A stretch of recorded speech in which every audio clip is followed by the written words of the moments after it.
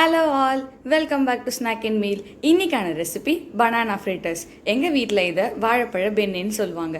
இந்த ரெசிபிக்கு நான் 3 வாழைப்பழத்தை எடுத்திருக்கேன். வாழைப்பழத்தை சென்டரில் கட் பண்ணி அதை 4ஆக கட் பண்ணி எடுத்துக்கோங்க. இதே மாதிரி எல்லா வாழைப்பழத்தையும் கட் பண்ணி எடுத்துக்கோங்க. பவுலில் ஒரு முட்டையை சேர்த்து நல்லா பீட் பண்ணிக்கோங்க. அது கூடவே 2 டேபிள் ஸ்பூன் அளவுக்கு பவுட்ரு பண்ண சுகரை ஆட் பண்ணிக்கோங்க. நார்மல் சுகரும் யூஸ் பண்ணிக்கலாம். சர்க்கரை நல்லா கரைஞ்சதும் அதில் 4 டேபிள் ஸ்பூன் அளவுக்கு மைதா, 1/2 கப் பால், 1 பிஞ்ச் அளவுக்கு உப்பு சேர்த்து எல்லாத்தையும் நல்ல பேட்டராக மிக்ஸ் பண்ணி எடுத்துக்கோங்க. பேட்டர் ரன்னிங் கன்சிஸ்டன்சியில் இருக்கணும். கடாயில் எண்ணெய் நல்லா சூடானதும் வாழைப்பழத்தை பேட்டரில் டிப் பண்ணி ஃப்ரை பண்ணுங்கள். கோல்டன் ப்ரௌன் ஆகிற வரைக்கும் ஃப்ரை பண்ணி எடுத்துருங்க.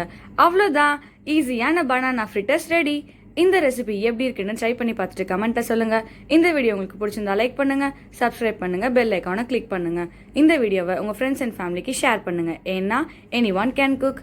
தேங்க்ஸ் ஃபார் வாட்சிங் ஸ்நாக் அண்ட் மீல். உங்களை நான் அடுத்த வீடியோவில் சந்திக்கிறேன். பாய்.